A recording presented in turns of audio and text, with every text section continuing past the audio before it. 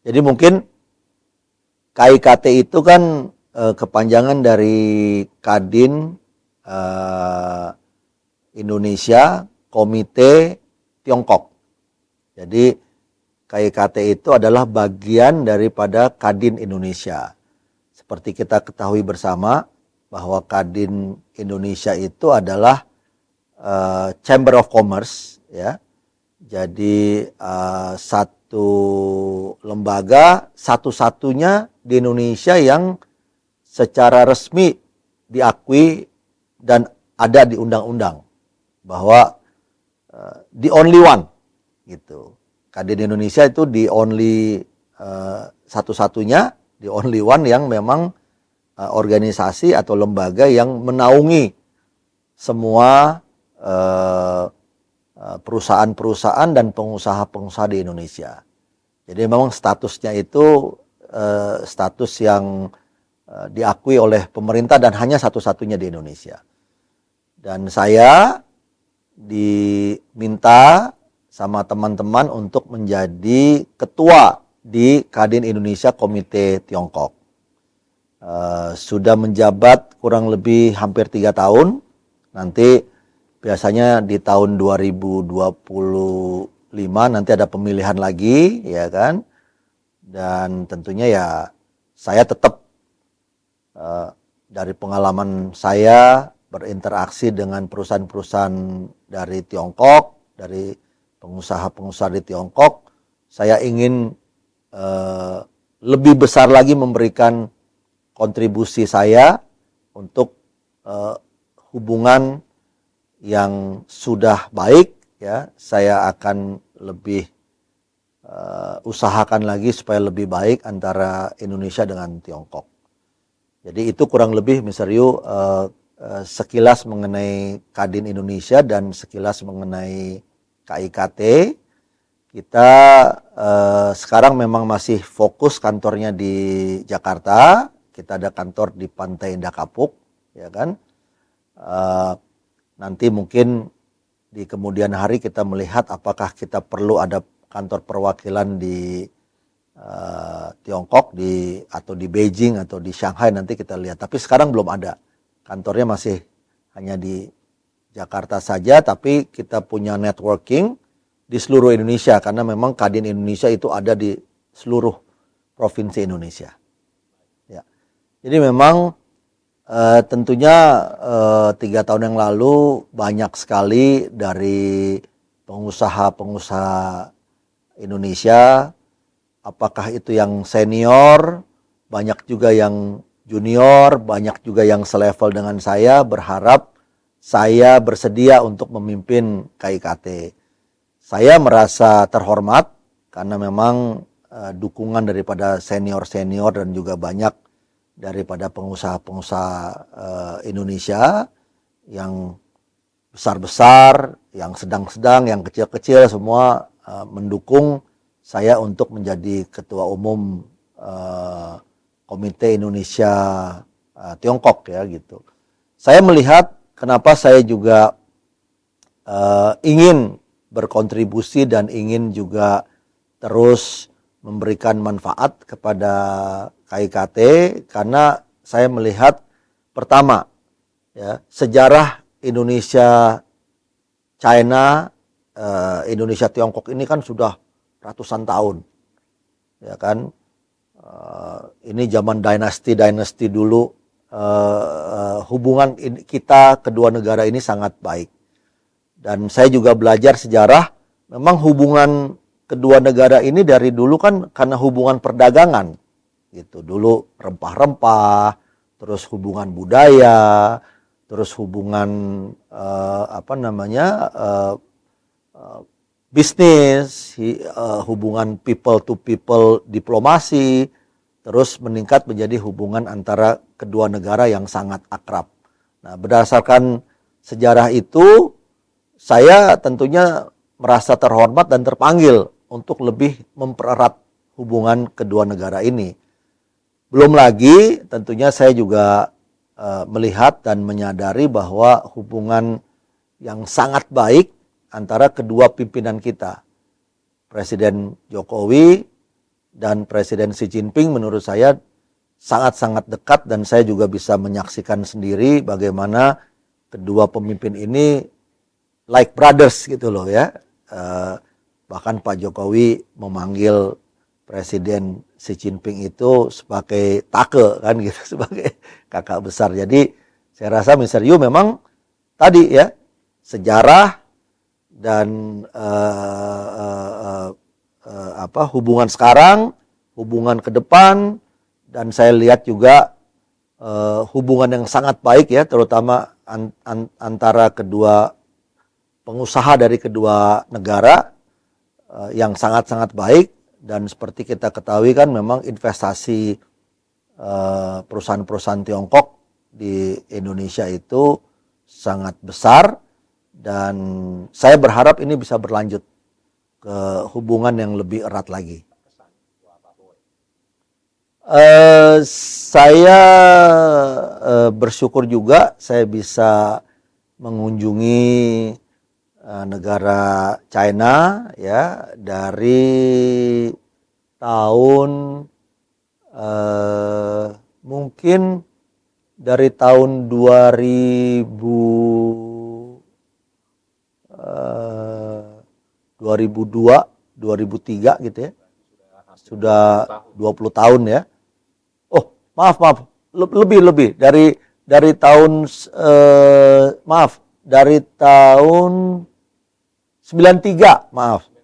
Karena hubungan diplomatik baru mulai pulih ya. 30 tahun. 30 tahun. Nah, saya ingat kenapa, karena kebetulan honeymoon saya ke China dengan istri gitu. Jadi waktu itu saya ingat pertama saya pergi ke Guangzhou, karena memang penerbangan kan memang ada dari Hong Kong terus kita ke Guangzhou, dari Guangzhou baru kita ke Xi'an, ke Guilin, ke Beijing, ke Shanghai, ke Chengdu, ke Chongqing, ke banyak. Kurang lebih bisa 2 mingguan. 2 mingguan. Nah, kembali tadi kenapa saya merasa bersyukur, saya melihat perkembangan dari negara China yang luar biasa. Dari 30 tahun yang lalu yang pertama kali saya datang sampai sekarang itu luar biasa. Sangat pesat, sangat baik, dan tentunya saya kagum ya terhadap perkembangan yang terjadi di China gitu. Nah, kalau bicara kota-kota yang memang memorable gitu, yang memberikan kesan yang unik dan berbeda, dan juga mungkin ada faktor kita belajar apa segala macam ya, selain Beijing tentunya ya, Shanghai, tapi saya juga jujur terakhir saya dengan rombongan pergi ke Xinjiang, ke Urumqi ya, ke Urumqi kan gitu. Itu membuka mata dan membuka pengetahuan kita terhadap Xinjiang gitu ya. Begitu indah, begitu berkembang, begitu terbuka, begitu modern gitu. Tidak seperti yang kita lihat dari media-media asing lah gitu. Jadi menurut saya itu yang juga sangat mengesankan ya, terutama ya tadi ya Urumqi, dan mungkin nanti juga saya mau mengunjungi beberapa daerah lagi di daerah Xinjiang gitu. Xi'an juga menurut saya sangat-sangat, saya masih teringat-ingat terus dengan terakotanya apa segala macam. Guilin dengan gunung-gunung batunya yang kita melewati memakai sungai kan, itu bagus sekali ya gitu. Jadi ya banyak kota yang menurut saya yang indah-indah, yang bagus-bagus. Terus juga kemarin itu saya pergi waktu COVID, saya berkunjung ke China 3 kali gitu, karena mendampingi Pak Luhut ya, karena G2G. Jadi saya pergi ke Shenzhen, ke Beijing, dan satu lagi yang di daerah yang produsennya Motai. Oh, Ah, Guizhou. kotanya apa namanya lupa? Zunyi. Hah? Zunyi. No, bukan. Ada kota yang produsen Motai. Motai dan produsen sambal itu. Ya, di Guizhou, di Zunyi. Ya. Di Rengguan. Kota yang Kotanya indah, kota turis gitu, tapi dia juga tempat apa namanya, the biggest data center di China. Dulu paling terbelakang, tapi sekarang sudah Guizhou ya, Guizhou. Provinsi Guizhou ya. Menarik lah, menurut saya sangat menarik. Setiap kali saya pergi ke kota-kota di China, selalu ada yang bisa saya pelajari dan saya bisa share sama teman-teman di Indonesia. Berarti terakhir Pak Boy ke China baru kemarin, Oktober. Terakhir ke Beijing. Di Beijing. Ke Beijing ya. Sebelumnya kan ke Chengdu. Jadi nanti masih ada rencana lagi dengan waktu dekat mau kunjungi China lagi? Belum, tapi next year, menurut saya tahun depan, saya punya rencana dan akan sering mengunjungi China karena memang saya pertama tentunya sekarang saya banyak partner di China. Kedua juga memang saya tugas saya sebagai ketua umum KIKT, saya harus terus mempererat hubungan antara kedua negara, ya kan. Belum lagi memang saya punya satu misi yang saya juga sudah share sama teman-teman pengusaha di China dan juga saya share sama Excellency Duta Besar Lukang bahwa memang saya ingin mempererat lagi hubungan antara kedua negara ini beyond business. Jadi menurut saya penting kembali mengingat sejarah kita yang cukup panjang dan dulu kenapa kita kedua negara ini sangat erat hubungannya karena dulu ada pertukaran budaya, ada pertukaran culture, ada pertukaran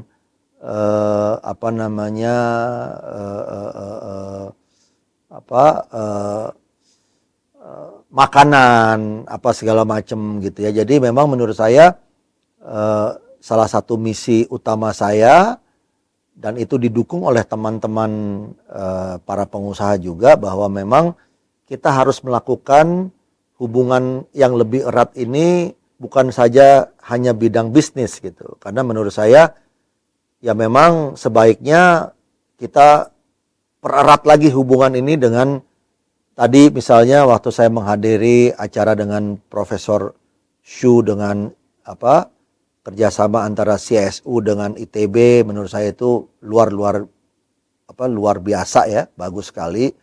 Karena memang kita harus terus ya mempererat hubungan kedua negara ini beyond business gitu loh. Nah, saya terinspirasi, mohon maaf kalau saya boleh share sedikit.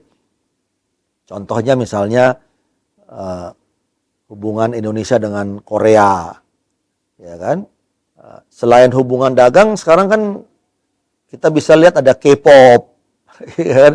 Ada banyak restoran Korea di Jakarta, di Indonesia kan gitu. Hubungan dengan Jepang, banyak restoran Jepang di Jakarta dan di seluruh Indonesia gitu loh. Belum lagi ada JKT48, ada artis-artis Indonesia yang sekarang itu nyanyi-nyanyi atau dansa-dansa Jepang. Nah, ini menginspirasi saya ke depan itu memang kita harus mengeksplor lebih jauh lagi hubungan yang saya katakan beyond bisnis gitu. Kenapa? Karena dengan demikian maka saya yakin hubungan kedua negara itu akan lebih erat. Kenapa lebih erat? Karena memang ada hubungan people to people diplomasinya itu gitu loh. Karena yang paling bagus itu menurut hemat saya adalah hubungan antara bukan saja government to government tetapi juga people to people gitu. Nah, ini yang menurut saya misi utama saya selain mempererat hubungan perdagangan hubungan bisnis, tapi juga hubungan budaya, hubungan culture, hubungan pendidikan dan lain-lain. Nah, itu saya juga berharap saya bisa mendapatkan support dari partner-partner saya yang ada di Chungko, dan juga saya bisa mendapatkan support dari pemerintah China, karena memang saya punya niat besar ini gitu loh, Mr. Yu. Ya. Baik. Terima kasih banyak Pak Glenn. Nah, Anda melihat prospek pembangunan jadi China. Saya rasa dalam 3, 4, 5 tahun terakhir saya banyak sekali bekerja sama dengan perusahaan-perusahaan China, ya. Di Adaro sendiri kita ada kerjasama dengan CATL, dengan Cinsang, terus di luar itu yang di Merdeka Group kita juga ada kerjasama dengan GEMS, dengan CATL, terus di Adaro Aluminium kita ada kerjasama dengan Legend, ya kan. Terus di luar itu saya juga kemarin kita ada explore kerjasama dengan grupnya Oppo. Saya ketemu dengan Mr. Jet Li, ya kan, untuk mengeksplor tentunya bisnis-bisnis lain di Indonesia gitu loh. Belum lagi tentunya hubungan baik saya dengan Mr. Xiang dari Cinsang Group, hubungan baik saya dengan Mr. Xu, ya kan, hubungan baik saya dengan Huayo, dengan Chairman Chen gitu, dan banyak lagi gitu. Saya juga punya hubungan yang sangat baik tentunya dengan pengusaha-pengusaha level menengah yang lain gitu loh. Jadi ke depan tentunya saya berharap bahwasanya hubungan kedua negara ini dalam bidang bisnis itu harus dieksplor lebih jauh gitu. Dan memang sekarang kan China sudah menjadi nomor 2 di Indonesia dari sisi investasi. Memang yang pertama masih Singapura, tapi Singapura kan karena hub ya. Jadi karena hub ya, walaupun itu dihitung tetap investasi Singapura, tapi tentunya istilahnya tetap dari hitungan angka China nomor 2 gitu. Saya berharap ke depan tentunya China bisa nomor 1. Nah, mengenai bisnis ke China sendiri, saya dengan ada beberapa teman pengusaha juga sudah mengeksplor ada ekspor sarang burung ke China, dan kita ada office tapi melalui Hong Kong ya, dan kita mau eksplor. Salah satu yang mungkin menarik nanti tentunya ada opportunity nanti kalau dibuka adalah kita bisa ekspor buah-buahan yang eksotik seperti durian gitu. Kita tahu manggis sudah bagus, tapi mudah-mudahan nanti juga bisa kita eksplor lagi durian, terus nanti banyak komoditas-komoditas pertanian, perikanan dan lain-lain yang kita bisa ekspor, dan kita bisa tingkatkan hubungan kerjasama Indonesia-China. Baik. Ya. Perkembangannya ekonomi di Indonesia. Ya, saya rasa sangat bagus sekali ya, karena memang saya melihat antusiasme daripada orang-orang Indonesia untuk naik kereta cepat WUS, kita panggilnya WUS gitu kan, itu sangat tinggi ya, sangat tinggi sekali, dan memang dikombinasikan dengan pelayanan orang-orang Indonesia yang sangat ramah. Jadi dengan teknologi China yang bagus ya, high speed rail kereta cepat yang dengan teknologi tinggi ya, dengan pelayanan orang-orang Indonesia yang ramah.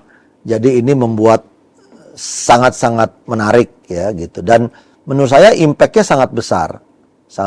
Kenapa?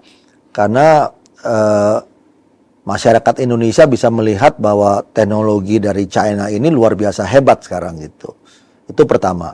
Terus peningkatan ekonominya saya tahu banget sekarang paling tidak untuk ekonomi di Bandung, ekonomi di Jawa Barat sudah memberikan implikasi yang cukup baik lah gitu. Nah tentunya saya berharap ke depan ini bisa ditingkatkan, seperti saya dengar ada rencana dari pemerintah Indonesia untuk memperpanjang ya, bukan saja ke Bandung tapi bisa nanti ke Surabaya gitu. Nah, belum lagi tentunya banyak sekali nanti ada opportunity lain ya menurut hemat saya gitu ya. Walaupun mungkin nanti tidak high speed ya, tapi mungkin yang medium speed juga nanti kita bisa explore tuh, misalnya di Trans Sumatera ya kan, terus nanti yang Kalimantan apa segala macam. Karena menurut saya memang Indonesia harus belajar dari China, dan saya menyaksikan sendiri dan saya mencoba langsung bagaimana interkoneksi kota-kota di China ini yang luar biasa handal dan luar biasa bagus karena ada kereta-kereta cepat itu gitu.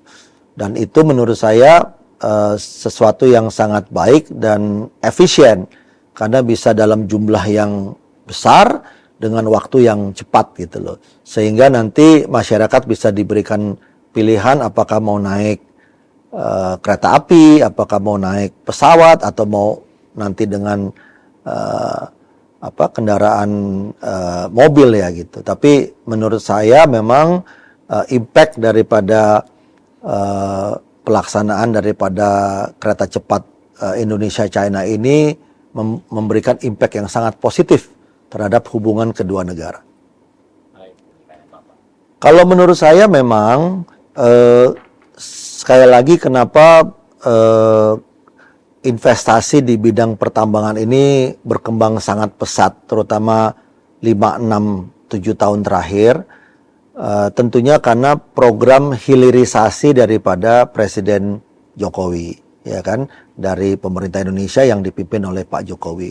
Kedua, tentunya hubungan yang sangat-sangat baik antara Presiden Jokowi dengan Presiden Xi Jinping. Nah, ke depan menurut saya tentunya prospek daripada di pertambangan sendiri juga sangat besar ya. Kenapa? Karena Indonesia menurut saya itu akan menjadi atau bisa menjadi hub ya daripada industri-industri baterai yang ada kerjasama antara Indonesia dengan China gitu. Kenapa? Karena tentunya tadi kebutuhan sumber daya bahan bakunya ada di sini. Skill daripada orang-orang Indonesia juga sudah mulai bagus, ditambah nanti dengan teknologi yang kita dapatkan dan yang mau di-share oleh perusahaan-perusahaan China di Indonesia, itu akan menjadi satu prospek yang sangat bagus lah gitu. Nah, ke depan menurut saya banyak sekali seperti yang kita sudah lihat, Bapak Presiden Jokowi juga sudah mencanangkan untuk melakukan hilirisasi bukan saja di bidang pertambangan, tetapi nanti di pertanian, di perikanan, di perdagangan dan lain-lain gitu. Pengertian hilirisasi ini adalah tadi gitu loh. Kita tahu misalnya tadi kita bicara ada kesempatan untuk ekspor buah-buahan seperti manggis, seperti durian, seperti coklat, seperti kopi gitu kan. Nah ini kan kita bisa cari lagi downstreamingnya gitu, downstreamnya gitu. Nanti kopinya udah jadi kopi yang pakai flavor apa gitu ya. Duriannya juga bukan saja cuman durian utuh, tapi kita bisa mungkin permen, kopinya juga kita bisa ekspor lagi, nanti ada kerjasama dengan perusahaan China, misalnya kita bikin, kan Kopiko juga terkenal di China kan gitu, jadi bukan saja ekspor biji-biji kopi, tapi kita bisa ekspor lagi nanti produk-produk turunannya gitu. Nah itu yang misalnya tadi di pertanian, di perikanan pun menurut saya banyak.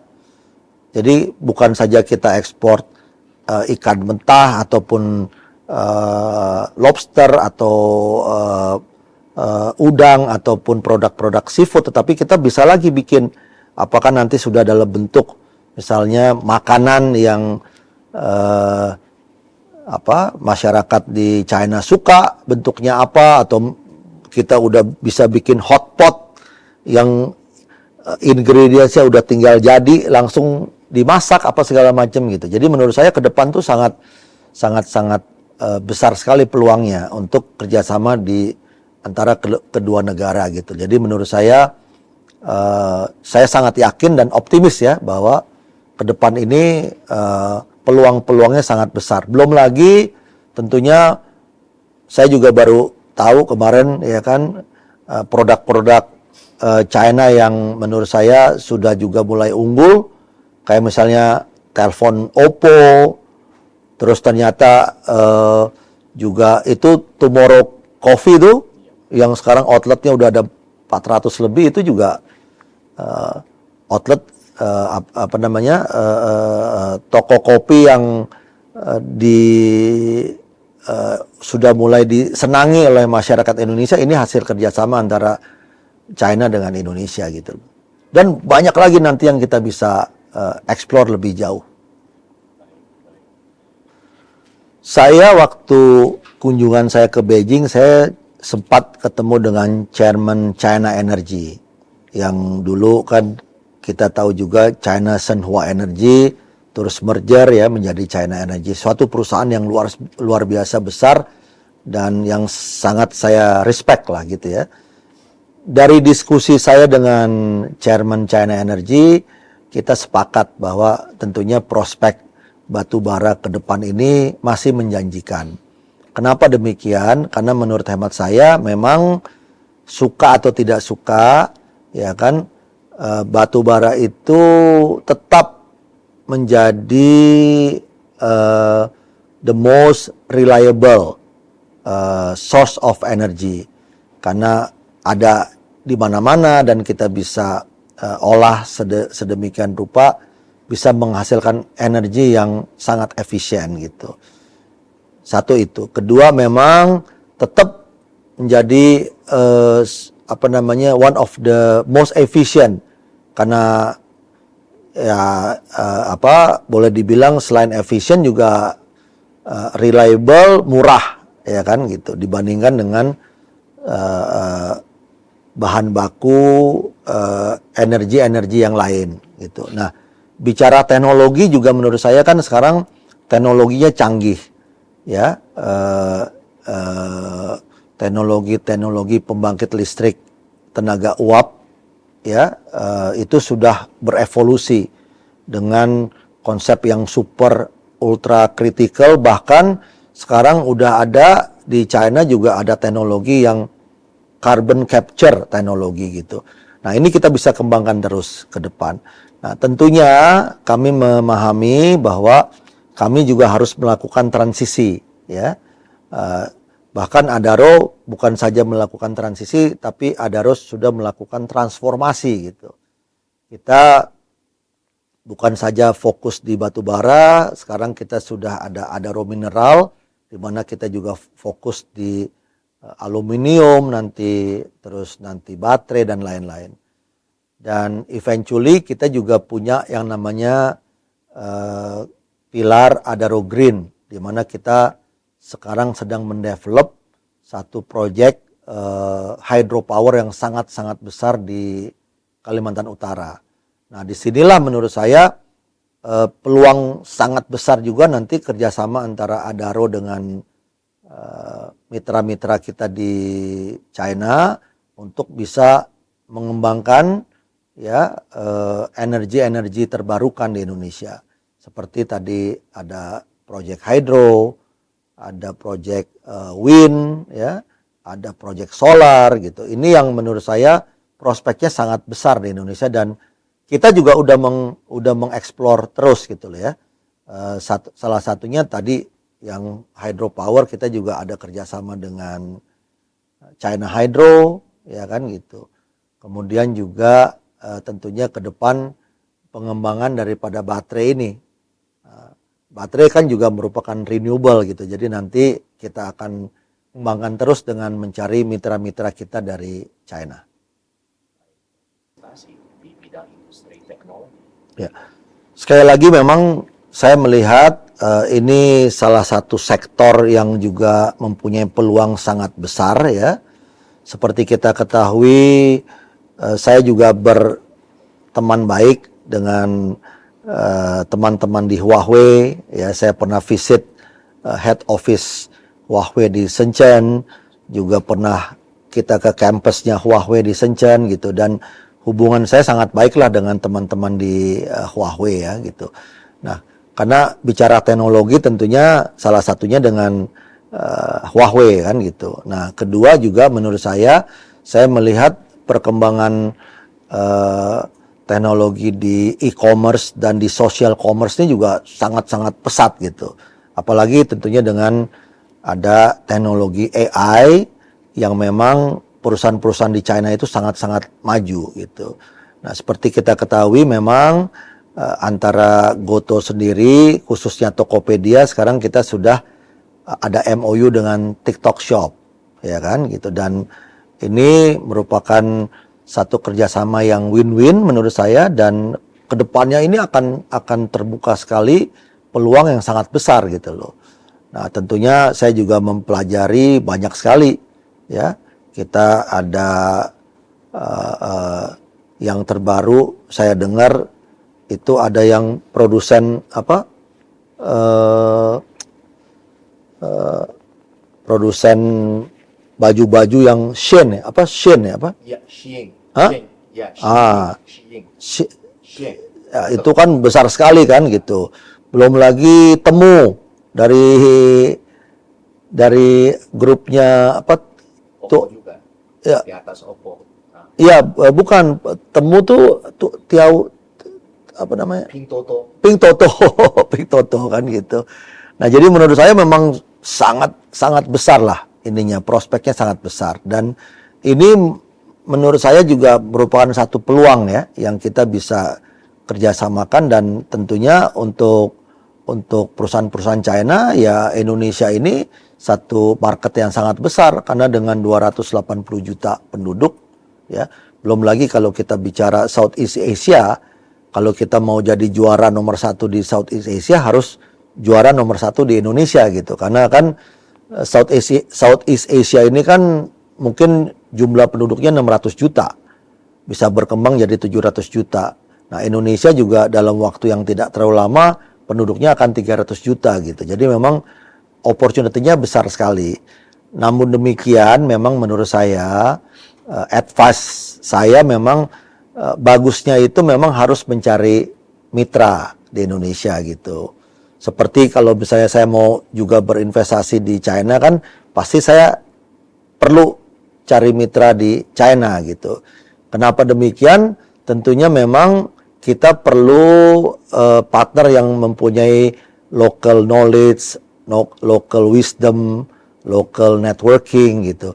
Karena dengan kerjasama ini akan lebih win-win dan akan lebih mempercepat proses yang kita tahu memang sometimes kan birokrasi masih terjadi di mana-mana lah gitu ya. Di Indonesia pun juga menurut saya masih perlu kita benahi, perlu kita perbaiki. Tetapi tentunya sekali lagi dengan kita bisa bermitra dengan perusahaan-perusahaan nasional, perusahaan lokal yang bagus-bagus, itu akan lebih mempermudah dan mempercepat proses bisnis dan perkembangan satu produk di Indonesia gitu. Jadi menurut saya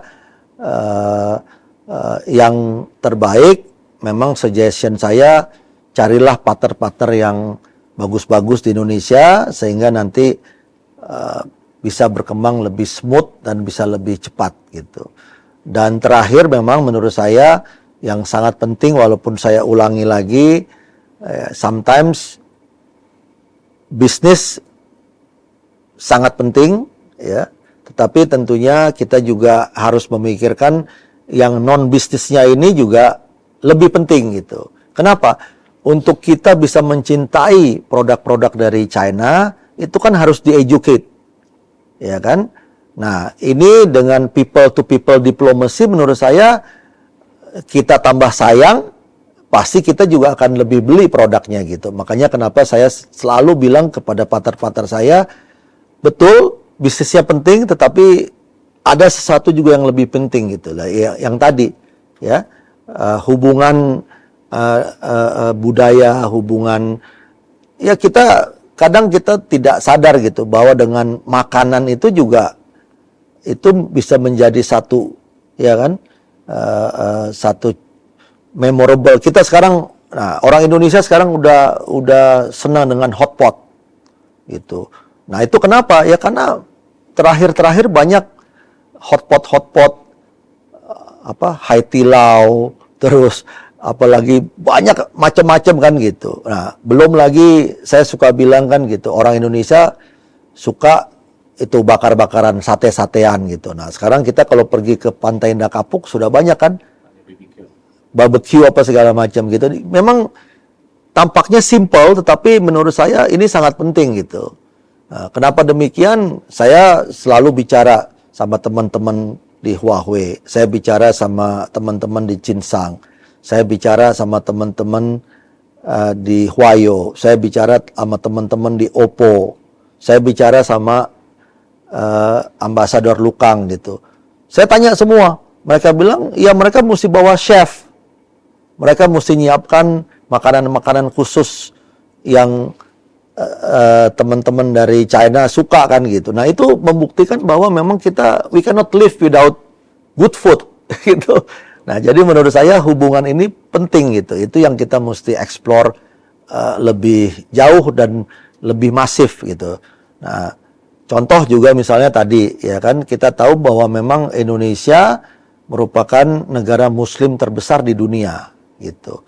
Nah, hubungan antara tadi ya, antara people to people ini penting karena tidak banyak orang Indonesia tahu bahwa saudara-saudara mereka yang beragama Muslim di China itu juga besar sekali gitu. Nah, dengan kita ada memperkenalkan budaya dari Xinjiang, tari-tarian dari Xinjiang, makanan dari Xinjiang gitu kan.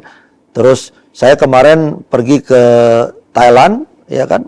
Saya lihat tuh ada asosiasi halal food dari China. Saya foto gitu kan. Wah, saya bilang ini kok di Indonesia belum. Nah, ini nanti menurut saya ini kita mesti explore juga gitu. Ternyata ada nih, ya kan,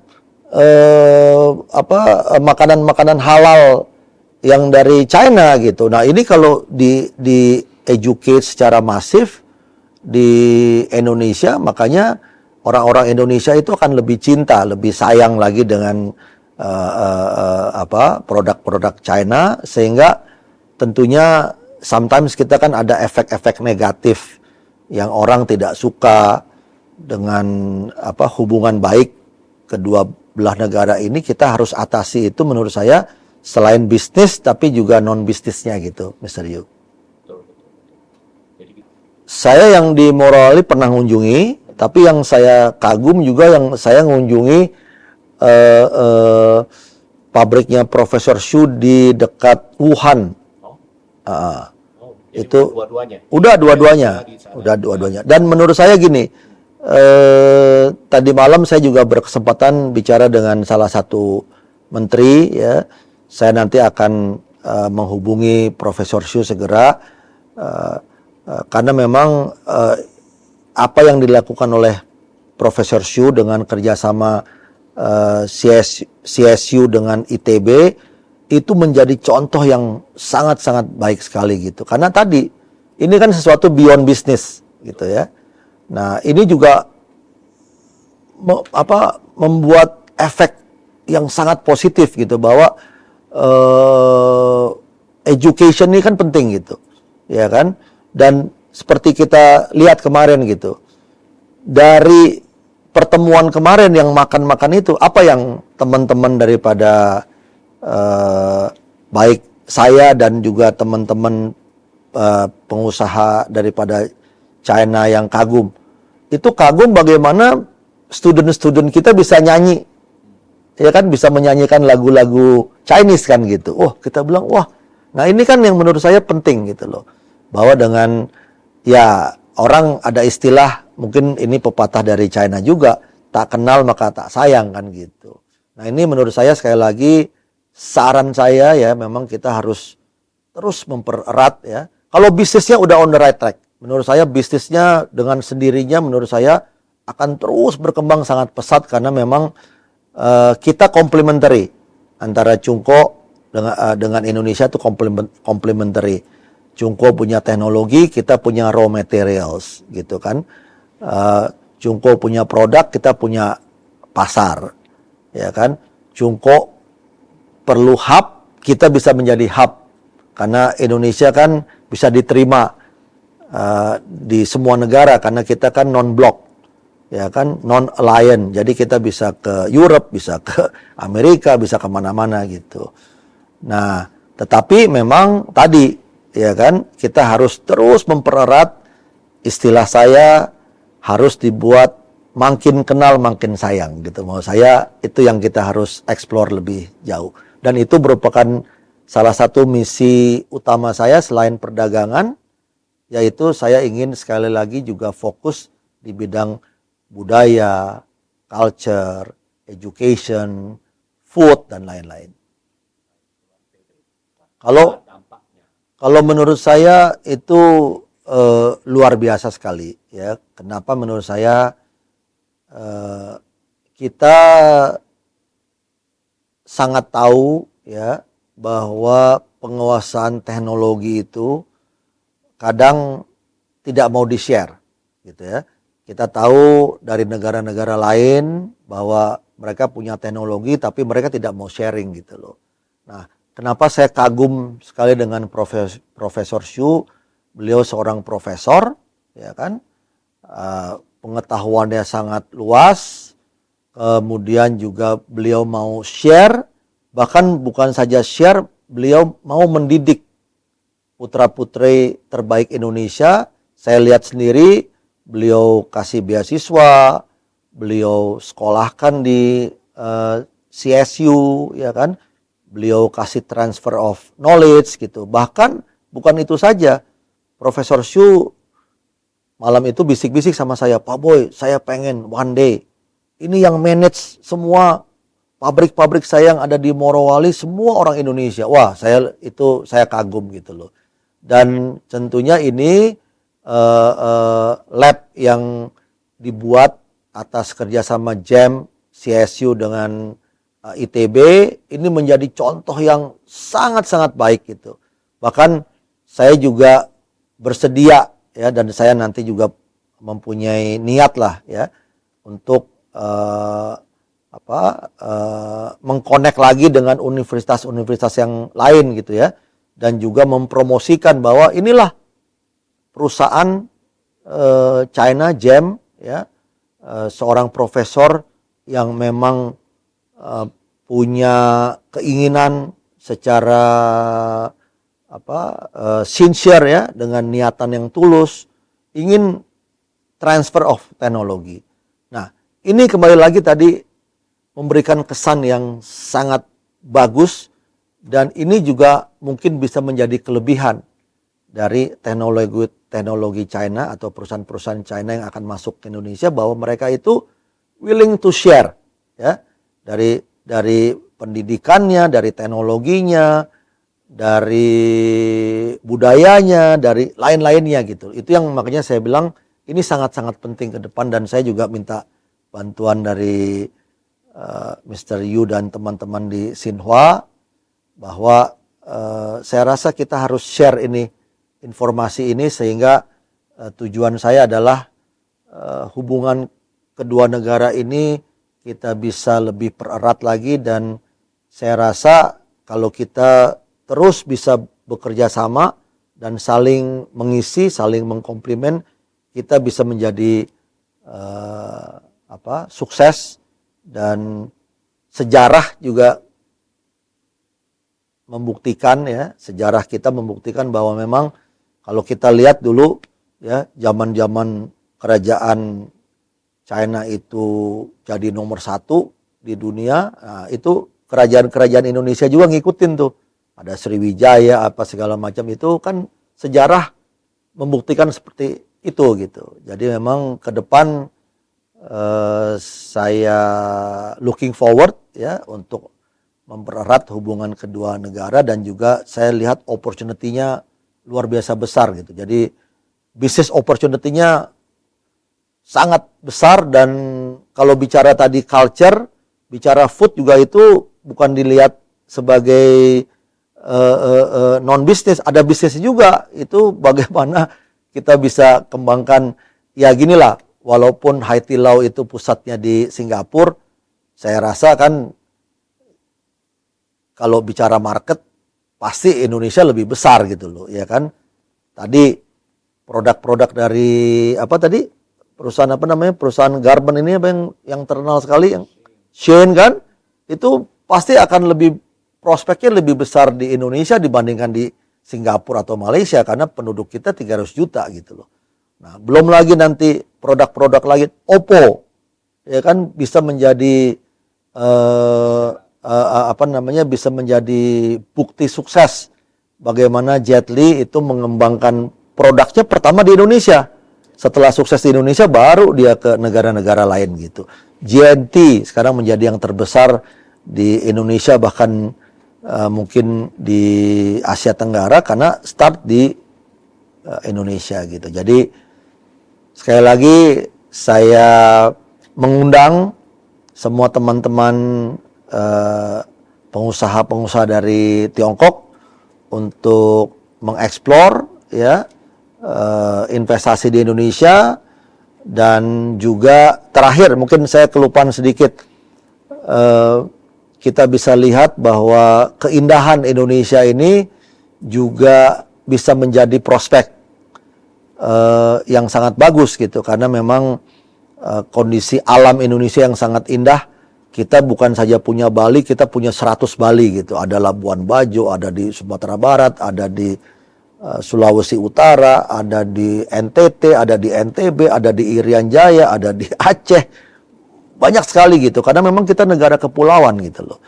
Kita kalau misalnya kita tahu ada Maldives, atau ada apa di Dubai itu ada island-island, oh kita ada natural island 17.000 pulau. Itu yang apa teman-teman bisa kunjungi, dan ini bisa menjadi lahan bisnis juga gitu, resort, restoran, hotel, turis dan segala macam gitu. Jadi memang sekali lagi memang antara Tiongkok dan Indonesia ini komplimen, ya kan. Kalau di Tiongkok kan mungkin lautnya kurang, nah, Indonesia lautnya banyak gitu loh. Jadi kita bisa komplimen satu sama lain. Jadi kalau saya juga boleh sharing sedikit ya, kita juga kembali mesti melihat track record ya, sejarah politik di Indonesia ke belakang gitu. Nah, jadi teman-teman di Cungko nanti bisa lihat bahwa politik di Indonesia itu cukup dan sangat stabil ya gitu. Boleh saya bukan cukup, politik di Indonesia itu sangat stabil gitu. Kenapa sangat stabil? Karena memang sudah teruji, ya kan. Istilahnya proses demokrasi Indonesia itu sudah berlangsung dari zaman reformasi. Bahkan sebelumnya juga dari zaman dulu, ya dari tahun 55 pemilu apa segala macam itu berjalan dengan baik gitu loh. Nah, memang kita sempat di tahun 98 ada reformasi ya kan, untuk masuk ke sistem demokrasi yang lebih terbuka, dan itu sudah 30 tahun, sudah 25 tahun gitu. Dan kita sudah pernah mengadakan pemilu ya, dan Indonesia kan juga menyelenggarakan pemilu mungkin salah satu terbesar di dunia mungkin selain Amerika ya gitu ya. Indonesia kan misalnya juga bisa lihat gitu loh. Nah, bahwa proses demokrasi di Indonesia itu sudah berjalan lama dan so far smooth semua gitu. Tidak pernah ada yang terlalu mengkhawatirkan gitu ya. Dan saya yakin juga pemilu sekarang ini akan berjalan sangat baik. Tanpa kita sadari, hari ini Mr. Yu melakukan interview saya, ini kan ada pemilu sekarang.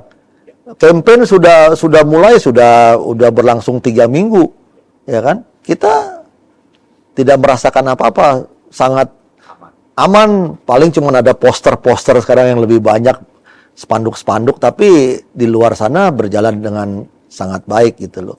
Itu sekali lagi membuktikan bahwa memang sistem demokrasi di Indonesia berjalan baik dan sistem politik di Indonesia itu sudah sangat-sangat mapan dan sudah teruji gitu ya.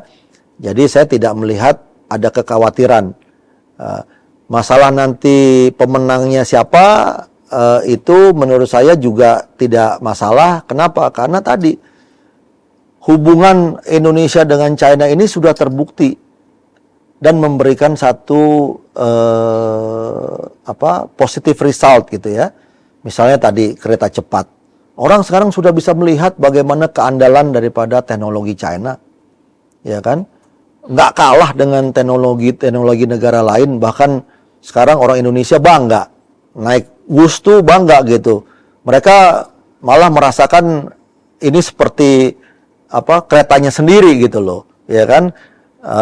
Padahal ini kerjasama antara teknologi China dengan Indonesia gitu. Nah, tadi ditambah lagi dengan mungkin yang experience-nya berbeda dengan yang